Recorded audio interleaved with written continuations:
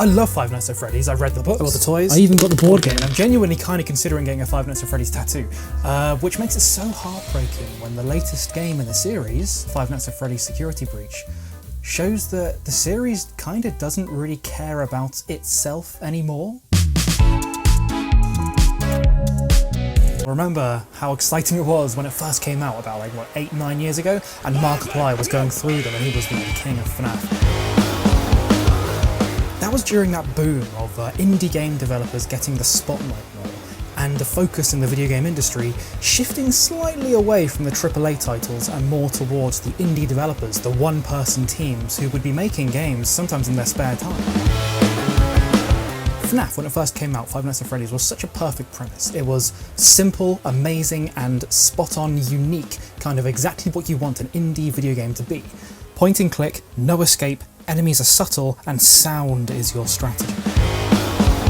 Every new episode of Game Theory with MatPat would release some new element of the story that you didn't consider before, at least it did in the old days. My point is that it was so exciting, which made it so disheartening when you watch Markiplier's playthrough of Five Nights at Freddy's Security Breach and you see how empty he is at the end. I win. I guess I'm covering all this because I'm trying to explain that I'm not hating for no reason. This isn't a pointless rant.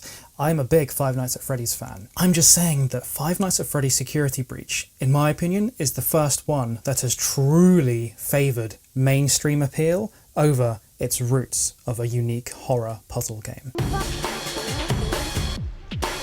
Five Nights at Freddy's has dug this incredibly huge narrative, which means that they can't just do the "you're just dumped in the storyline" thing anymore. Now, when you're playing as Gregory, this little kid in this huge building, you need to know what the hell is going on, because there are so many questions now. So throughout 90% of Five Nights at Freddy's Security Breach, you don't really understand why Gregory's there. There are a couple implications. So at the end, there's a sign that he is there to save children. Freddy, if I leave now, nothing will change, will it? There will be more disappearances. However, none of the endings involve saving children. In the old days, game theory used to be about, with Five Nights, exposing new narrative elements. MatPat would encourage this kind of like community in his comment section where people would work together to solve the puzzle of the narrative. Now, there's been so much backtracking that every new episode of Five Nights at Freddy's explanation kind of thing from game theory is about correcting the last video. And that's not MatPat's fault. That's fine. He has literally taken all the clues that are available there. He's doing nothing wrong. The problem is that the lore of Five Nights at Freddy's is so sporadic and random that it's simply a guessing game. See, in the old games it used to be you would be killed. You know, obviously you stand there and the robots come at you, the animatronics, and they try and stuff you into a suit and basically kill you. Because in the storyline, the animatronics would see your body and think, oh, that's an endoskeleton. It's one of those weird metal things. We better stuff it into a suit, so they run up to you and kill you. It was just that kind of scary, unstoppable monster robot thing that can't talk and can't communicate. Now, they're big, happy, chirpy little guys. They're these robots that can jump up and down, float around, they can chat and laugh, and they have a conversation with you, which means they have motivation. The moment you make your enemies have sentience, it means they have motivation. Showtime already? They're kind of trying to catch Gregory, fine, but then what? They have the death screens where they kind of scream at the camera and go, rah! But then what? We don't know what they're doing. We haven't had that explained to us again. Are they trying to stuff Gregory into a suit? Why would they? We don't know what the threat is, which means I'm constantly playing Five Nights at Freddy's Security Breach wondering, why am I scared of these robots? What do they want? The game's always had a kind of element of unbelievability, and that's fine, because every story in the world will have some small element of, I need to believe this to get into the story. Fine. In Five Nights it was that the doors are battery operated for some reason. Like, it's silly, it's fine, but that's fine, because you get into the story and you realise that's just the kind of little bump you need to get over to get into the story.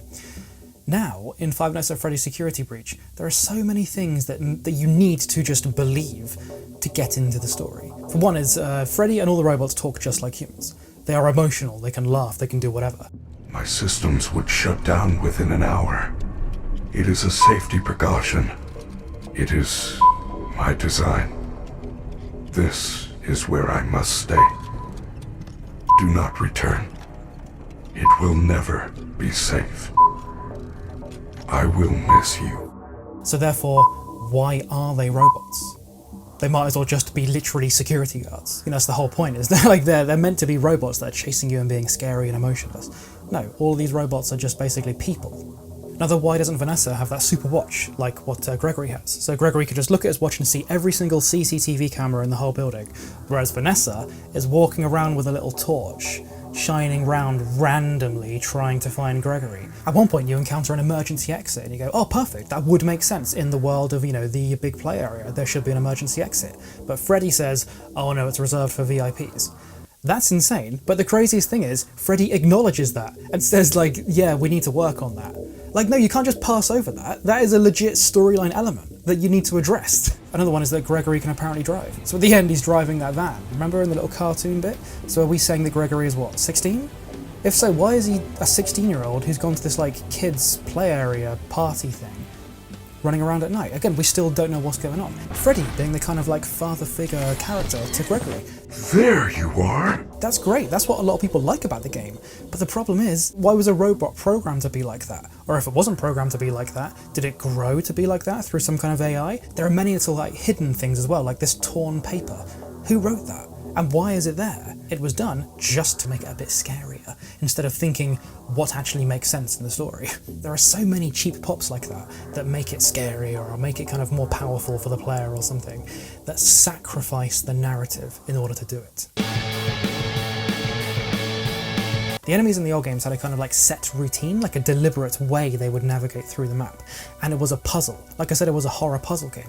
You had to use sounds, use sights, use triggers to work out the route of the enemies in order to beat them. Not in Five Nights at Freddy's Security Breach, no. The animatronics can basically teleport anywhere. The Resident Evil 2 remake and even Alien Isolation back in the day, they prove that you can have a real-time, real location-based enemy that goes throughout the level in a kind of like opposite to you. You can do that, you don't need to have enemies teleport, but Five Nights at Freddy's Security Breach went for the cheap pop of having enemies just teleport wherever would be most scary. Another thing is a gun. Why do you have a gun in Five Nights at Freddy's Security Breach? The whole point is that you're defenseless. The moment I found that gun as Gregory, I thought, well, my god, I'm no longer scared of any of the enemies now. Another one is, of course, in the old days, the scares used to be few and far between. It would be maybe one scare, one or two scares and you're dead, and that's it. In Security Breach, you have a scare every time you walk past the little kind of caution wet floor signs. You have a scare whenever you happen to walk near the patrolling robots. There are so many scares so often that, again, it's removed the horror. They've changed the whole gameplay format. The game seemingly simultaneously punishes you for exploring and rewards you for exploring. So at one point in the game you pass a no save point where it says to you, past this point you will not be allowed to save your game, which means any progress you make and you get caught, you'll have to start right back to that no save point. So what it means is that the game forces you to be in a moment where you've played an extra 60 minutes and you have to choose, is this new room worth exploring or is it worth just going past it and going to something else? I don't want to do that. It's an open world game. I want to explore everything. Surely the game wants me to explore everything, does it not? Like, surely the game developers wanted me to explore every room, but the game developers have now forced me to decline exploring because I can't risk losing 60 minutes, 120 minutes of gameplay. And that's terrible because it is a beautiful game. Here might be the main spine of the problem of Five Nights at Freddy's Security Breach. They might have been going for marketability over integrity.